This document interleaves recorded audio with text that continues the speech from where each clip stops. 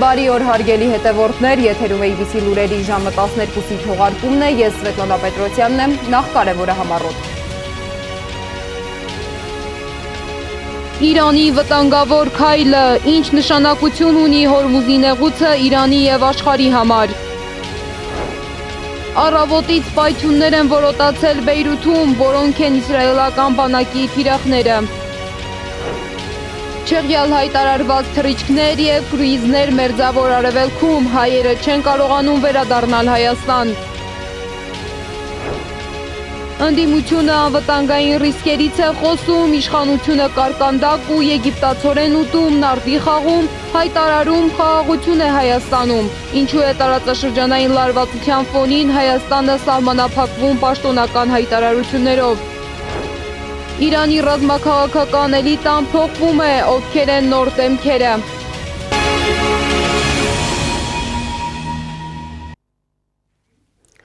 Իրանի շուրջ աճող ռազմական լարվածության ֆոնին համաշխարհային շուկայում թանկացել է նավթը, մոտենալով $80։ Լոնդոնի բորսայում 1 բարելի գինը աճել է մոտ 26%-ով, հասնելով $79.75 ցենտի։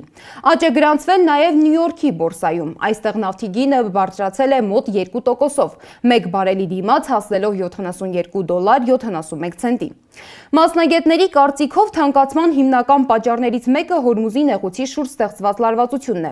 Իրանն այս փուլում խաղի մեջ է դրել իր ամենակարևոր խաղաքարտերից մեկը՝ Հորմուզի նեղուցը։ Արդեն 2 օր է փակել է նեղուցը ամբողջությամբ։ Նեղուցը ռազմավարական ջրային ուղի է, որով անցնում է աշխարհում արտահանվող նավթի զգալի մասը։ Եթե նեղուցը փակվի, դա կարող է լուրջ հարված հասցնել համաշխարհային տնտեսությանը և ել ավելի սրել տարածաշրջանում ռազմական իրավիճակը։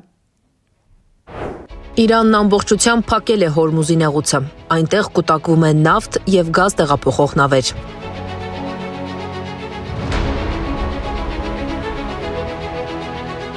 Ինչ նշանակություն ունի Հորմուզի նեղուցը Իրանի և աշխարհի համար։ 2018 թվականին Հորմուզի նեղուցով անցնում էին օրական 21 միլիոն բարել նավթ և նավթային հեղուկներ։ Ամեն բարելը կազմում էր մոտ 159 լիտր, այսինքն օրական ընդհանուր ծավալն անցնում էր 3 միլիարդ լիտրը կամ ավելի քան 1300 օլիմպիական լողավազանի չափ հեղուկ։ Սա կազմում է ամբողջ աշխարհի օրական նավթային սպառման մոտ 21%-ը։ Աշխարհում ծովային ճանապարհով փոխադրվող ամբողջ նավթի մոտ 1/3-ն անցնում է հենց Հորմուզի նեղուցով։ Բացի այդ, նեղուցով անցնում է նաև աշխարհում վաճառվող բնական գազի 1/4-ը։ Հորմուզի նեղուցը իր ամենանեղ կետում ընդամենը 39 կիլոմետր լայնություն ունի։ Դրա պատճառով նավերը ստիպված են խստորեն պահպանել հաստատված նավագնացության ուղիները։ Հորմուզի աշխարհագրական դիրքն էլ է հետաքրքիր։ Հյուսիսային ափը Իրանին, հարավայինը Օմանին, իսկ մի քանի կղզիներով սահմանը յուրացնում է նաև Արաբական Միացյալ Էմիրությունները։ Եթե Իրան-Միացյալ Նահանգներ առճակատումը ընդլայնվի կամ տեղափոխվի Հորմուզի նեղուց, միջազգային տնտեսական ճգնաժամ է առաջանալու։ Եթե Հորմուզի նեղուցում խաթարվի նավերի բնականոն շարժը, Չինաստանն ու Մեծ Բրիտանիան էլ են մտնելու խաղի մեջ, քանի որ Իրանի նավթը հիմնականում Չինաստան է արտահանվում։ Կսկսեն բողոքել նավթի թանկացումից, իսկ Մեծ Բրիտանիան, որպես համաշխարհային նավթային շուկայի հիմնական դերակատարներից մեկը, ներգրավված է Հորմուզի նեղուցով անցնող առևտրային և ռազմավարական գործընթացներում։ Հորմուզի նեղուցը կրկին դարձել է Իրանի ձեռքի գլխավոր խաղաքարտը միջուկային ճնշումներին ու արտաքին սպառնալիքներին հակազդելու խաղում, ասում են քաղաքագետները, և փաստում այդ խաղաքարտը վտանգավոր է նաև իր համար։ Այդ խաղաքարտը գործի մեջ դնելը կնշանակի մեկ քայլով ևս մոտենալ համաշխարհային պատերազմին։ Անի Աբաղյան, Նոնա Գևորգյան, ABC Media։ Միաժամանակ Թեհրանից հնչում են նաև նոր սպառնալիքներ։ Իսլամական հեղափոխության պահապանների կորպուսի հրամանատարի խորհրդականը հայտարարել է, որ Իրանի թիրախում կհայտնվի ցանկացած նավ, որը կփորձի անցնել Հորմուզի նեղուցով։ Հորմուզի նեղուցը փակ է, և Իրանը հարվածներ կհասցնի ցանկացած նավի, որը կփորձի անցնել այդ նեղուցով։ Որոշումը վերաբերում է բոլոր նավերին,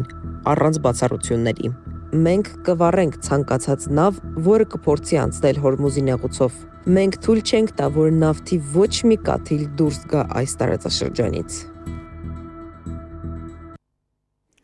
Թեհրանից հնչող սպառնալիքներին զուգահեռ ավելի կոշտ հայտարարություններ են հնչում նաև Վաշինգտոնից։ Ամերիկայի Միացյալ Նահանգների նախագահ Դոնալդ Թրամփը հայտարարել է, որ Իրանի դեմ կարող են իրականացվել նոր ավելի լայնամասշտաբ հարձակումներ։ Նրա խոսքով Միացյալ Նահանգները դեռ ամբողջ ուժով չի հարվածել Իրանին։ Ավելի վաղ կոշտ հայտարարությամբ է հանդես եկել նաև Պենտագոնի ղեկավարը։ Նա չի բացառել, որ Իրանում կարող է տեղի ունենալ նաև ռեժիմի փոփոխություն։ Իրանի կողմից միջուկային զենքի հետապնդումը, համաշխարհային նավագնացության ուղիների վրա հարձակումները, բալիստիկ հրթիռների եւ հարձակողական անօդաչուների աճող զինանոցն այլևս ընդունելի ռիսկ չեն Ամերիկայի Միացյալ Նահանգների համար։ Իրանը հզոր հրթիռներ եւ անօդաչու թռչող սարքեր էր ստեղծում իր միջուկային շանտաժի նկրտումների համար ավանդական վահան ստեղծելու համար։ Կայացել է ՄԱԿ-ի անվտանգության խորհրդի առաջին նիստը, որը վարել է Ամերիկայի Միացյալ Նահանգների առաջին տիկին Մելանիա Թրամփը։ Իր ելույթի ընթացքում նա ցավակցել է Իրանի վրա հարձակման ժամանակ զոհված ամերիկացի զինծառայողների ընտանիքներին։ Իսկ Ամերիկայի Միացյալ Նահանգների պետքարտուղարությունը կոչ է արել ամերիկացիներին անհապաղ լքել Մերձավոր Արևելքի 13-ից ավելի երկրներ։ Ցուցակում ներառված են Բահրեյնը, Եգիպտոսը, Իրանը, Իրաքը, Իսրայելը, Գազայի հատվածը, Հորդանանը, Քուվեյթը, Լիբանանը, Օմանը, Քաթարը, Սաուդյան Արաբիան, Սիրիան, Արաբական Միացյալ Էմիրությունները եւ Եմենը։ Մերձավոր Արևելքի վերջին նորությունները իմ գործընկեր Սեդա Կյուրեղյանն է հավաքագրել։ Թուրքիայի նախագահ Ռեջեփ Թայիպ Էրդողանը հեռախոսով զրուցել է Միացյալ Նահանգների նախագահ Դոնալդ Թրամփի հետ։ Թուրքիայի նախագահի աշխատակազմի հանրային վարչության ղեկավար Բուրանեթ Հինդուրանը նշել է, որ Էրդողանը եւ Թրամփը քննարկել են Իրանի եւ Ծոցի երկրներում տիրող վիճակը եւ ընթացիկ զարգացումները։ Վենեսուելայի ընդդիմության առաջնորդ եւ 2025 թվականի խաղաղության Նոբելյան մրցանակակիր Մարիա Կորինա Մաչադոն Կիրակի հայտարարել է, որ առաջիկա շաբաթներին կվերադառնա Վենեսուելա եւ որ հարավամերիկյան երկրում ընտրություն կանցկացվի։ Մաչադոն վերադարձի ամսաթիվ չի նշել, սակայն ասել է, որ նպատակներից մեկը կլինի նոր եւ հսկայական ընտրական հաղթանակի նախապատրաստվելը։ Կիրակի Պենտագոնի պաշտոնյաները խոստովանել են, որ չկա որևէ հետախուզական տեղեկություն, որ Իրանը պատրաստվում էր առաջինը հարձակվել Միացյալ Նահանգների ուժերի դեմ։ Մինչ այդ Թրամփը հայտարարել էր, որ հարձակումը, որը նրա խոսքով կտևի շաբաթներ, նպատակ ուներ թույլ չտալ, որ Իրանը միջուկային զենք ունենա, զսպել նրա հրթիռային ծրագրի զարգացումը եւ վերացնել Միացյալ Նահանգների եւ նրա դաշնակիցների համար սպառնալիքները։ Իրանը հարվածել է Սաուդյան Արաբիայի նավթային ենթակառուցվածքներին, այդ թվում Արամկոյի նավթավերամշակման գործարանին, որն աշխարհի խոշորագույն նավթի արտահանման կենտրոններից է։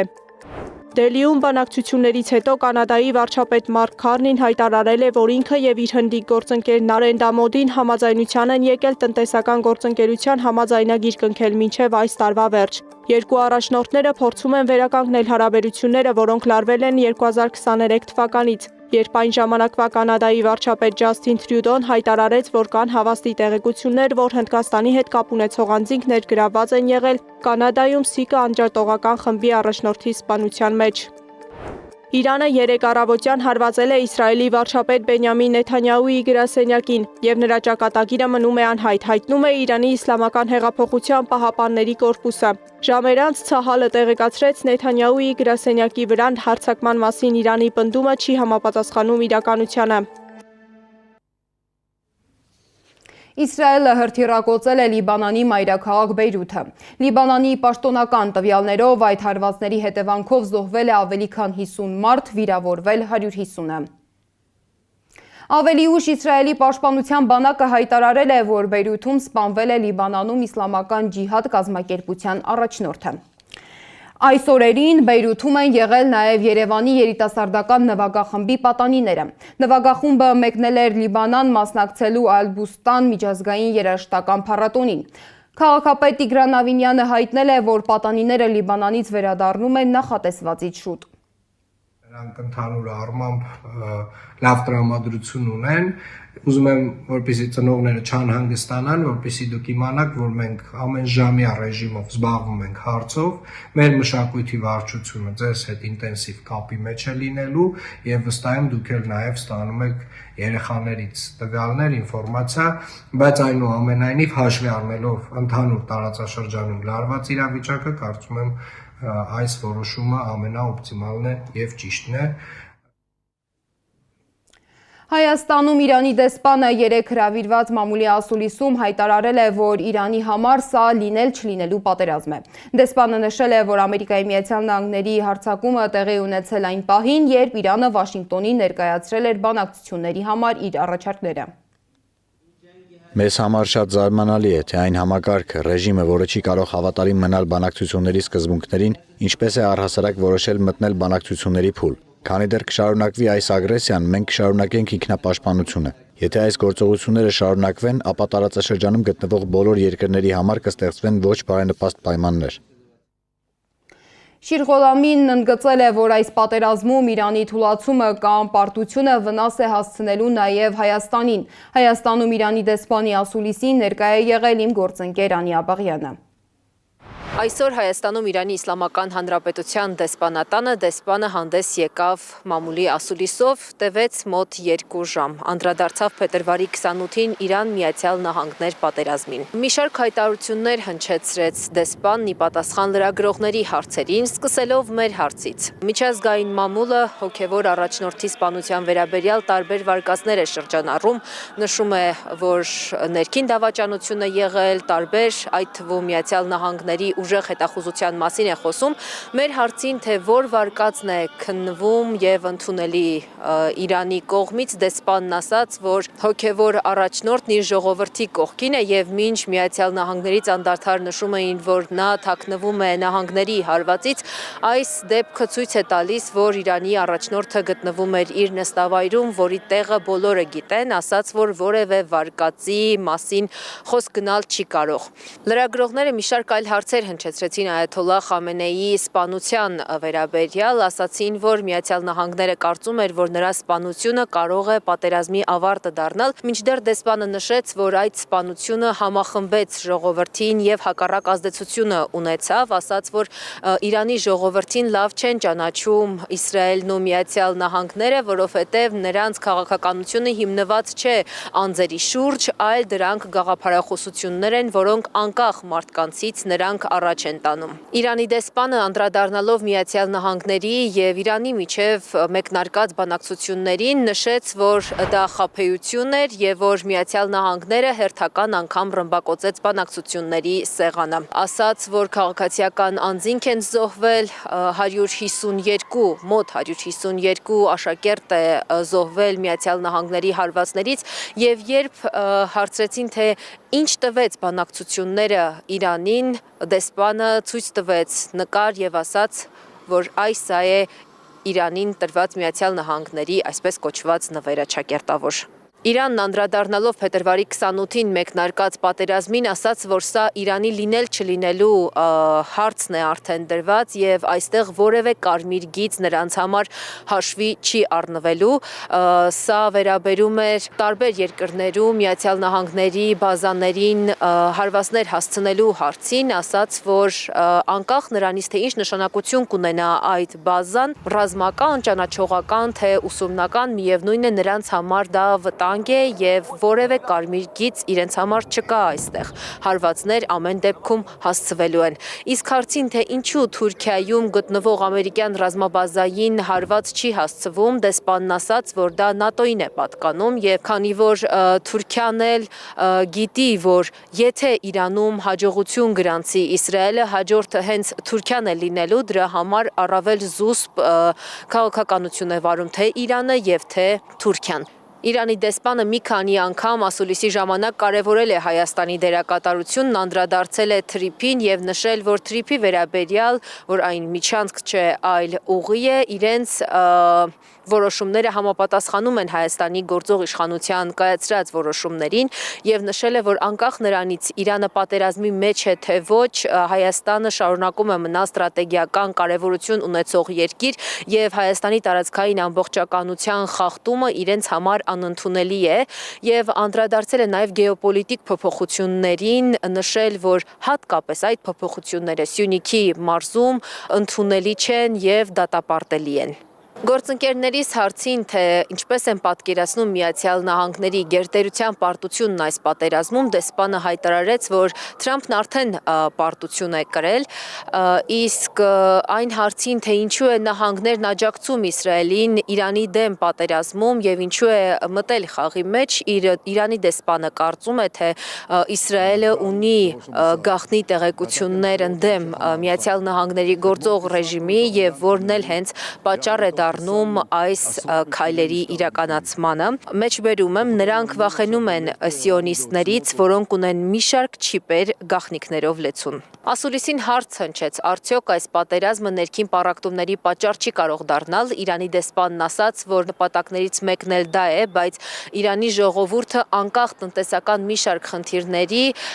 չի վաճառի իր երկիրը։ Հիշեցրեց, որ տարիներ շարունակ սանկցիաներ են գործում երկրի ներսում, որոնք իրապես տնտեսական մի շարք խնդիրներ են առաջացնում, բայց այն 7000-ամյա պատմություն ունեցող պետության պառակտման պատճառ չի կարող դառնալ։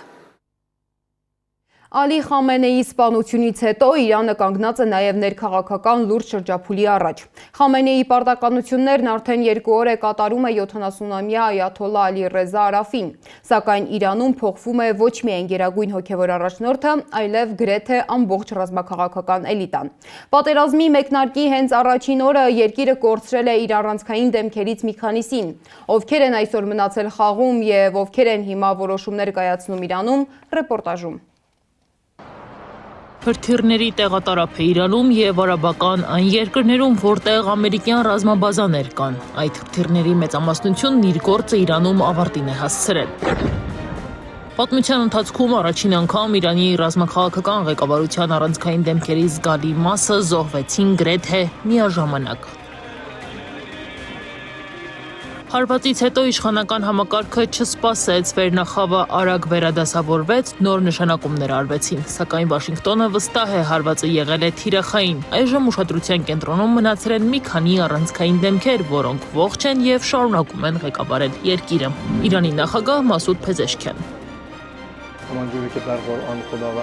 Մենք չենք խոնարհվի ճնշումների առաջ, անկախ դժվարություններից։ Իրանցի կարդիո վիրաբույժը ծնվել է 1954 թվականի սեպտեմբերի 29-ին Իրանում, Մահաբադում։ Մայրը քուրդ է, իսկ հայրը ազարի, պատմական Ատրպատականում ապրող ադրբեջանցի։ Ավտովթարի պատճառով կորցրել է կնոջը եւ երեխաներից մեկին, իսկ 2 որդիներին ու դստերը մեծացրել է միայնակ եւ այլևս չի ամուսնացել։ Նրա քաղաքական ուղին սկսվել է Իրանի 5-րդ նախագահ Մուհամմադ Խաթամիի օրոք գիտությունից տեղափոխվելով պետական կառավարման համակարգ։ Նա ղեկավարել է Թավրիզի բժշկական համալսարանը, սրտաբանական կենտրոնը, եղել է առողջապահության նախարար, մեջլիսի փոխխոսնակ։ Մի քանի անգամ փորձել է դառնալ նախագահ, երբեմն հրաժարվելով, երբեմն մերժում ստանալով։ Այսօր նա երկրի երկրորդ դեմքն է գերագույն հոգևոր առաջնորդից հետո։ Իրանի հաջորդ առանցքային դեմքը երկրի անվտանգության եւ ռազմավարական որոշումներ կայացնող մարմնի ղեկավարն է, ազգային անվտանգության գերագույն խորհրդի քարտուղար Արի Լարիջանին։ 1958 թվականին Իրաքում ծնված Լարիջանի ընտանիքը ամուր կրոնական հիմքեր ունի, որոնք ձևավորել են նրա աշխարհայացքը։ Նրանց հարազատներից շատերը հայտնի քաղաքական գործիչներ են, իսկ ընտանիքին Իրանի քաղաքական ասպարեզում հաճախ անվանում են իրաքյան խումբ, որտեղ բացի Ալիից մտնում են նրա փեսան, 2 եղբայրները եւ զարմիկները։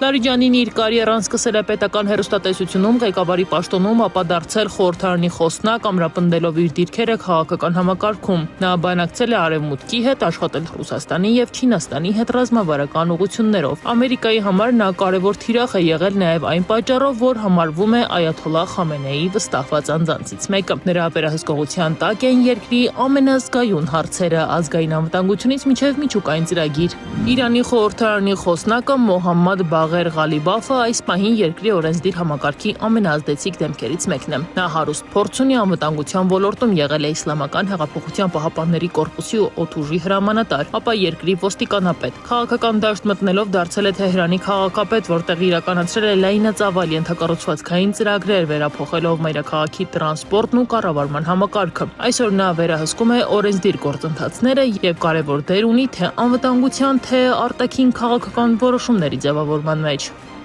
Իրանի արտաքին քաղաքականության փորձառու դեմք Աբբաս Արաղչին, որն այժմ զբաղեցնում է արտգործնախարարի պաշտոնը, ծնվել է 1962 թվականին Թեհրանում, առևտրականի ընտանիքում։ Երիտասարդ տարիքում մասնակցել է Իրան-Իրաք պատերազմին որպես Հեղափոխության պահապանների կորպուսի անդամ։ Հետագայում Արաղչին անցել է դիվանագիտության դաշտը, դառնալով Իրանի դեսպան Ֆինլանդիայում եւ Ճապոնիայում, ապա փոխարտգործնախարար եւ գլխավոր բանակցող։ Նա եղել է առանցքային դեմքերից մեկը 2015 թվականի համապարփակ միջուկային համաձայնագրի բանակցություններում։ Այսօր Արաղչին ներկայացնում է Իրանի դիրքորոշումը միջազգային հարթակներում, միջուկային ծրագրի, պատժամիջոցների եւ տարածաշրջանային անվտանգության հարցերում։ Նրա յուրաքանչյուր հայտարարություն կարող է ազդել ոչ միայն դիվանագիտության, այլև պատերազմի ընթացքի վրա։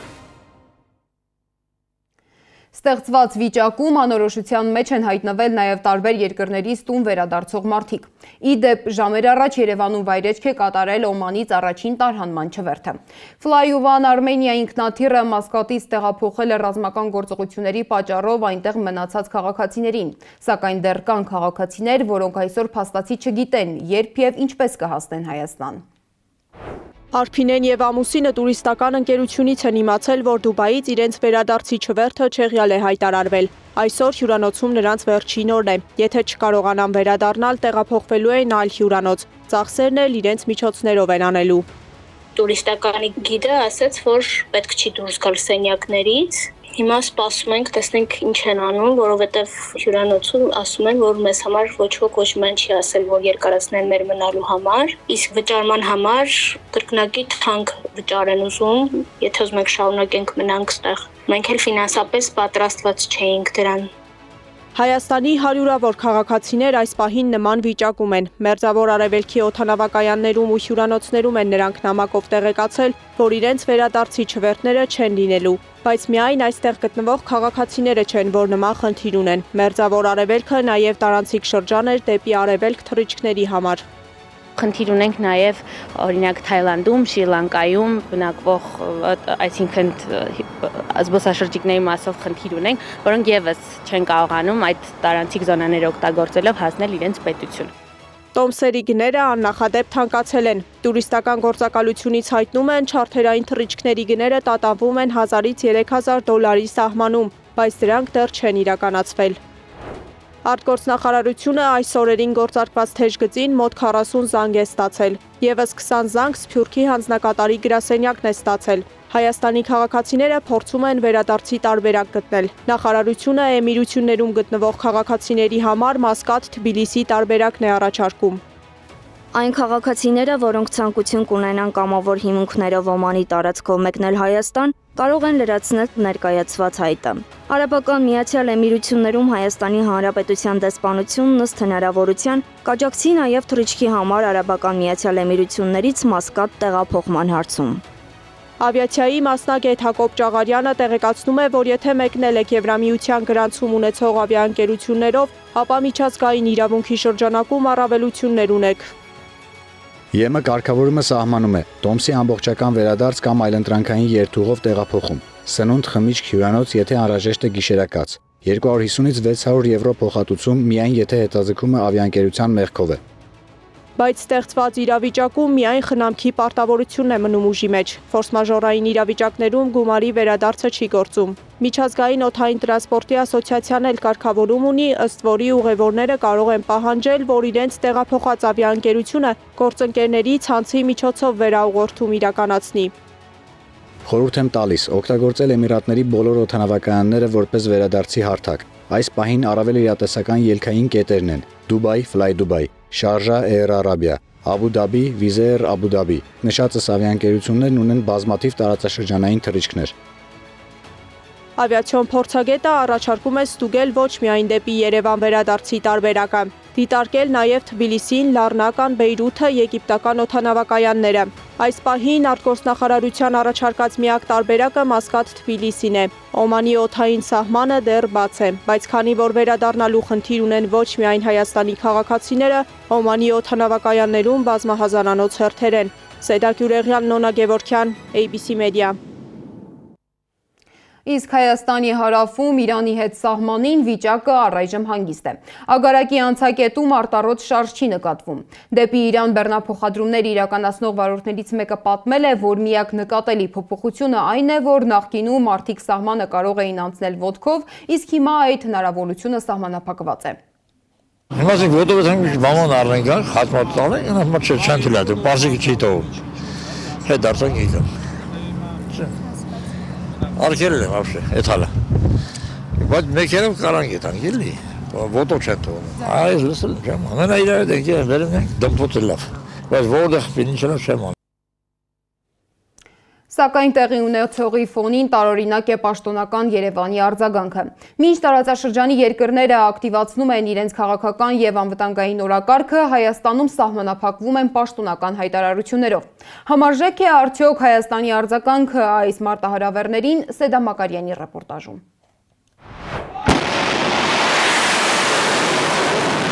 Իրան, Միացյալ Նահանգներ, Իսրայել ռազմական բախման ֆոնին միջազգային լարվածությունը շարունակում է աճել, իսկ տարածաշրջանի երկրները շտապում են ձևակերպել իրենց դիրքորոշումները։ Հայաստանը նույնպես արձագանքեց, սակայն ուշ եւ ընդհանուր ձևակերպումներով։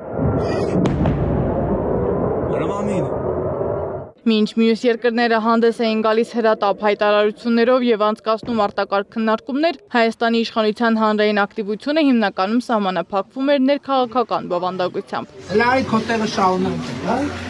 Ումներ բայց մի րոպե կարճա, սենցա, Հայաստանի անմիջական հարևան Իրանում ռազմական գործողությունների մեկնարկից միայն հաջորդ օրը հրավիրվեց անվտանգության խորհրդի նիստը Նիկոլ Փաշինյանի գլխավորությամբ։ Սակայն նիստից հետո հրապարակված տեղեկությունը սահմանափակվեց ընդհանուր գնահատականներով առանց հստակ ուղերձների հանրային անվտանգության վերաբերյալ։ Չեղան ոչ արտակարգ նախազգուշացումներ, ոչ տնտեսական կամ էներգետիկ ռիսկերի գնահատում, այն դեպքում, երբ Հայաստանը Իրանի հետ ունի ռազմավարական սահման եւ կենսական հաղորդակցություններ։ Այնտեղ հայեր կան, տարհանման ծրագիր ունեն, թե իր պատասխանատվությունը մենակ էս Արաքսի ափով վերջանում է։ Վարչապետը ընտրվել, գնացել էր Իրան, ընդունել էին Իրան Արարատ մարզամշակութային միությունը, բայց այդ մարդկանց պետք է ասած ձեռքերը լվամի կողմ անցնի։ Պատերազմի առաջին օրերին բարձրաստիճան պաշտոնյաների հրապարակային ակտիվությունը հիմնականում արտահայտվում էր սոցիալական ցանցերում, հաճախ ներքաղաքական կամ թեմատիկ գրառումներով։ Սա հանրային դաշտում առաջացրեց հարցեր՝ իշխանությունը լիարժեք գնահատում է արդյոք վիճակի լրջությունը։ Քաղաքացիական պայմանագրի պատգամավոր Հասմիկ Հակոբյանն օրինակ Facebook-յան գրառմամբ նշել էր, թե Հայաստանի երկինքը դարձել է արևմուտքն ու արևելքը կապող օդային միջանցք։ Դու պետք է ունենաս ռեզերվային պլանավորում։ Հիմա պատկերացրեք վաղը 50,000, 100,000 հոգի Իրանից գալիս է Հայաստան։ Ունեն իրանք կարողություն, ծրագիր ունեն պաշտպանելու։ Պատրաստ են, պարոն Խաչատյան, չեք կարող։ Ոնց էին պատրաստ, որ արցախցիներն եկան պատրաստ էին, թե միջազգային օգնությունը չլիներ, չէր լինի։ Ինքը Հակոբյանը կարծում է, թե օդային թրիփն է շահագործվում։ Ըստ պատգամավորի, Հայաստանի երկնքով թռչող ինքնաթիռները երկու կարևոր բանի մասին են վկայում՝ տնտեսական աճի ու անվտանգ Հայաստանի։ Դա նշանակում է, որ Հայաստանի երկինքը ապահով է, Հայաստանը ապահով է։ Դրա համար ավիաընկերությունները, երկրները նախընտրում են օգտագործել Հայաստանի տարածքը, որովհետև Հայաստանը խաղաղություն է, որևէ ոչ քաղաքական մեսեջ են հասկանում, ոչ տնտեսական օգուտներ են հասկանում։ Վատ է, որ Հայաստանում մարդիկ կարողանում են խաղաղ պայմաններում կարկանդակ ուտել։ Ազգային ժողովի փոխոսնակ Ռուբեն Ռուբինյանն է զարմացել բարձրացած աղմուկից։ Որ մեր երկիրը պատերազմի մեջ չէ եւ մենք կարկանդակ ենք ուտում, դժվար է պատկերացնել։ Առաջին համաշխարհային պատերազմի մենք կարկանդակ չենք ուտում, մենք պատերազմի մեջ ենք։ Երկրորդ համաշխարհայինում մենք կարկանդակ չենք ուտում, մենք պատերազմի մեջ ենք։ 90-ականներին խորհրդային միության փլվելուց հետո մենք կարկանդակ չենք ուտում, մենք պատերազմի մեջ ենք։ Հիմա երբ որ նկատի են վերջին 10 տարիներին, երբ որ աշխարհակարգը փլուզվում է, մենք պատերազմի մեջ ենք, կարկանդակ չենք ուտում եւ վերջապես մենք կարող ենք կարկանդակ ուտել։ Հայաստանի արտաքին գործերի նախարար Արարատ Միրզոյանն էլ պատերազմի 3-րդ օրը հեռախոսով խոսել է Իրանի արտաքին գործերի նախարար Աբբաս Արաղչիի հետ։ Նախարարը ցավակցություն է հայտնել Գերագույն առաջնորդի եւ Իրանի քաղաքացիների, երեխաների եւ կանանց խմբի նահատակության համար ու մարդասիրական օգնություն առաջարկել։ Սեդա Մակարյան, Աշոտ Բարբարյան, ABC Media։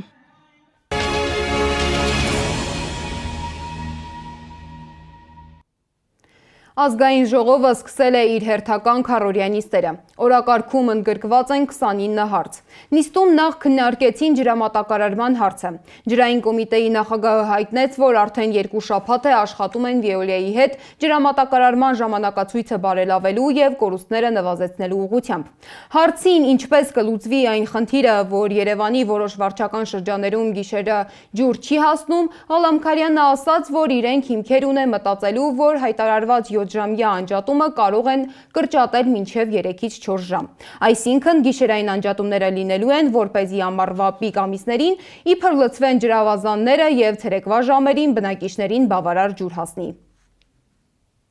Հայտարարված 7 ժամյա անջատումը